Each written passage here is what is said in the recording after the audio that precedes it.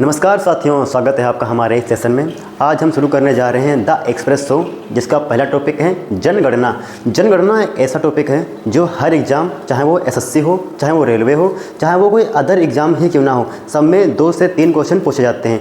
तो सबसे पहले देखते हैं कि जनगणना की शुरुआत कब हुई थी। तो जनगणना की शुरुआत हुई थी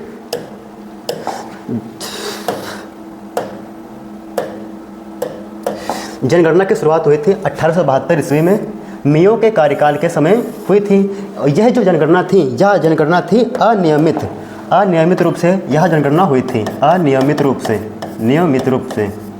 लेकिन जब दूसरी जनगणना होती है 1881 ईस्वी में जब यह दूसरी जनगणना होती है तो यह नियमित रूप से होती है। और यह जो जनगणना हुई थी यह रिपन के कार्यकाल के समय हुई थी। रिपन के कार्यकाल के समय हुई थी।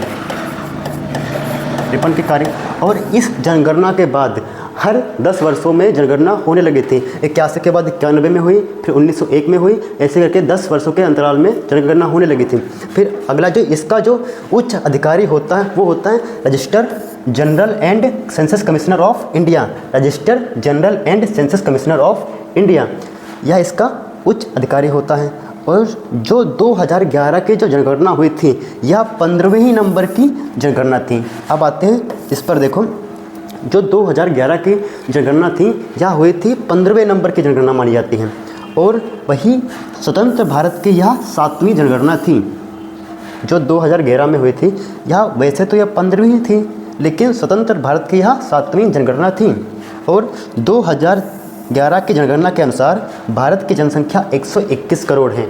2011 की जनगणना के अनुसार भारत की जनसंख्या 21 करोड़ है, जो कुल विश्व की कुल जनसंख्या का 17.5% हैं। जो कुल विश्व की कुल जनसंख्या का 17.5% है। ठीक है, ये इस बार फिर से एक बार देख लेना इसको। चलते हैं अगले पेज के ऊपर।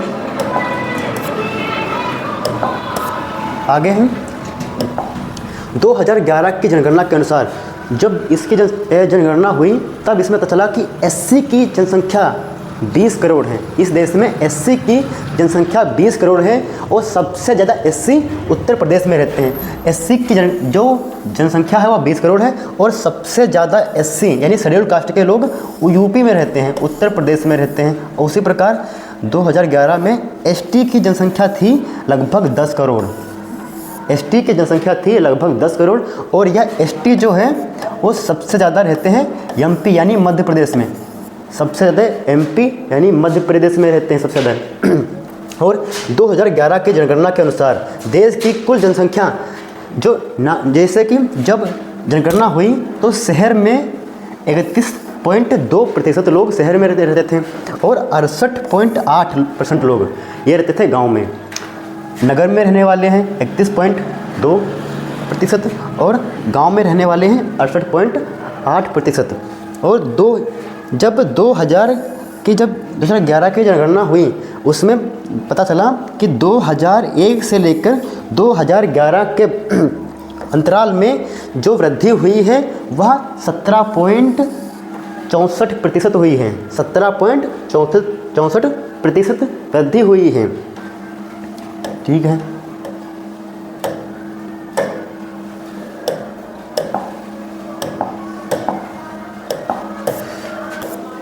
आगे है सर्वाधिक जनसंख्या घनत्व कहाँ है। तो जो सर्वाधिक जनसंख्या घनत्व है वो है बिहार का।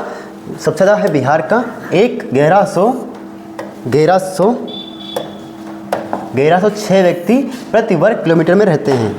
और इसके बाद पहला है बिहार, दूसरे नंबर पे आता है पश्चिम बंगाल। पश्चिम बंगाल में 1028 व्यक्ति प्रति वर्ग किलोमीटर में रहते हैं। और अगर हम बात करें पूरे भारत का घनत्व बात करें तो ये है 382 व्यक्ति प्रति वर्ग किलोमीटर, यानी कि 382 लोग प्रति वर्ग किलोमीटर में रहते हैं पूरे भारत की बात करेंगे तो। अगर सबसे न्यूनतम की बात करें तो आ जाएगा अरुणाचल प्रदेश 17 व्यक्तियों के साथ। और दूसरे नंबर पे आ जाएगा मिजोरम 52 व्यक्तियों के साथ।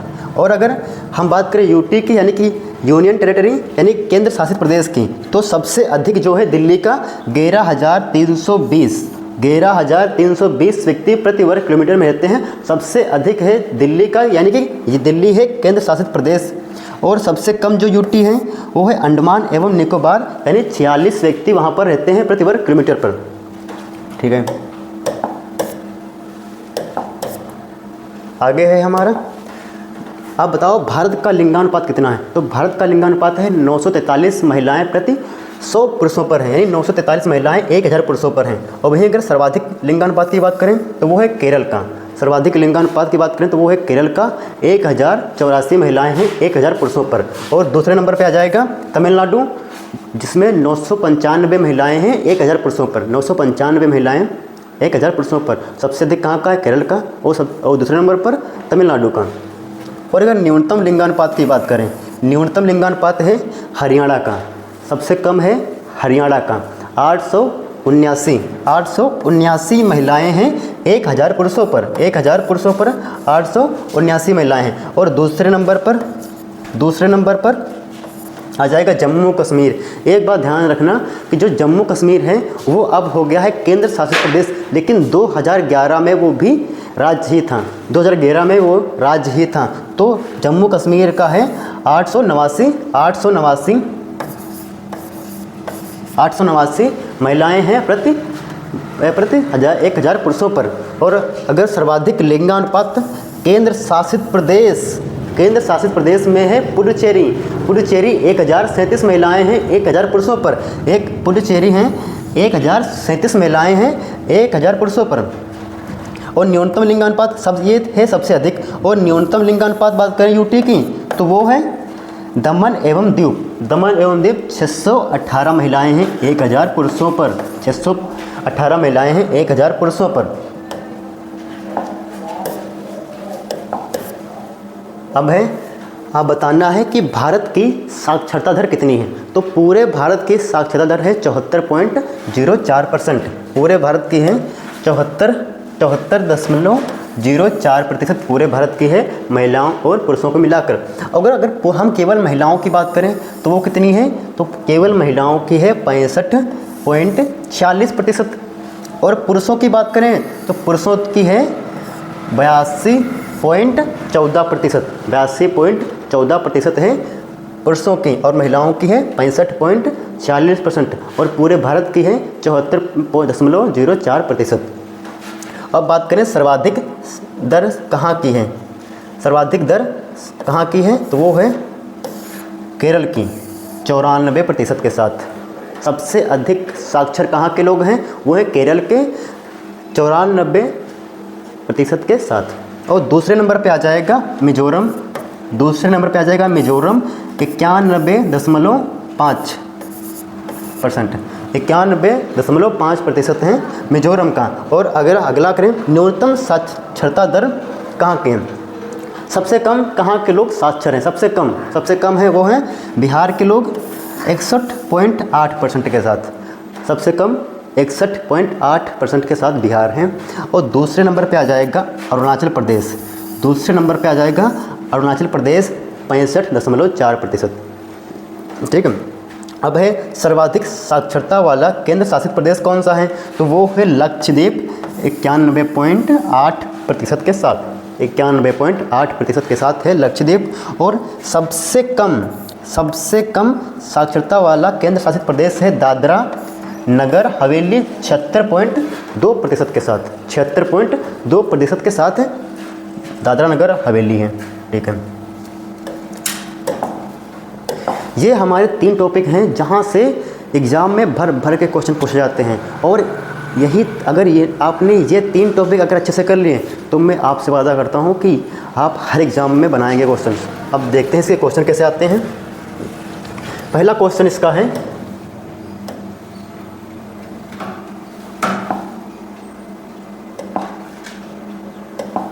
इसका पहला क्वेश्चन है जनगणना 2011 के अनुसार भारत की जनसंख्या वृद्धि दर कितनी रही है?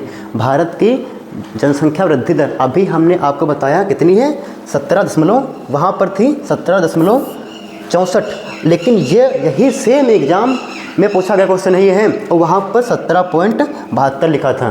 तो अगर यहाँ 17 दशमलव में 64 भी आ सकता है, 17 दशमलव 6 भी आ सकता है, 70.7 भी आ सकता है। तो यहाँ इसके अनुसार हमारा राइट आंसर हो जाएगा डी। चलते हैं अगले पे।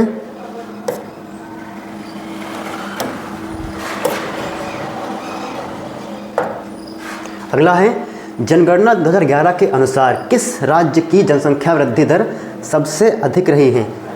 यहाँ पर आपको बताना है कि किस राज्य की जनसंख्या वृद्धि दर सबसे अधिक रही है। तो वो है मेघालय। मेघालय की जनसंख्या मतलब मेघालय में सबसे अधिक जनसंख्या प्रतिशत में वृद्धि हुई है, तो सबसे अधिक है मेघालय में। मेघालय में। अगला हो जाएगा हमारा,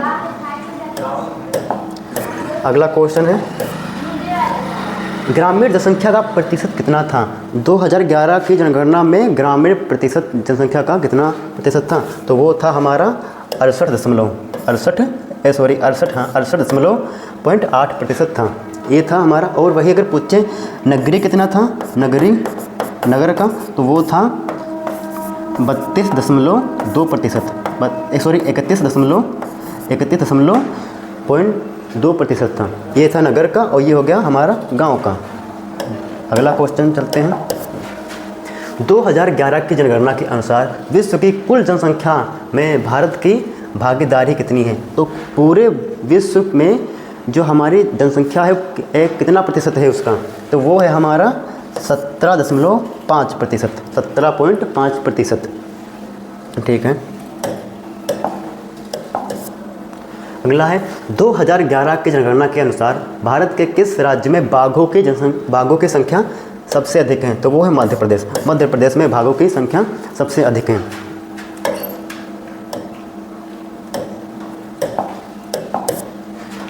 अगला है भारत की जनगणना के अनुसार विश्व की कुल जनसंख्या में भारत की भागीदारी लगभग सेम आ गया।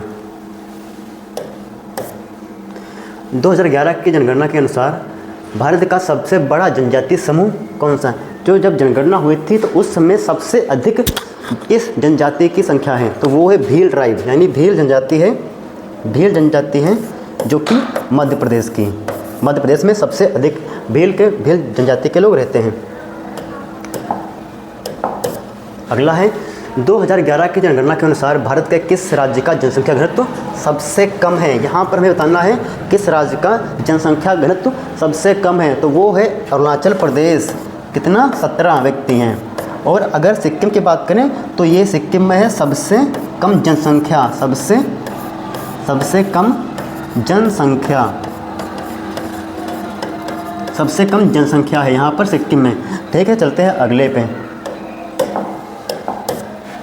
2011 की जनगणना के अनुसार भारत के किस राज्य की जनसंख्या सबसे कम है। तो यहाँ पर वही सेम आ गया क्वेश्चन।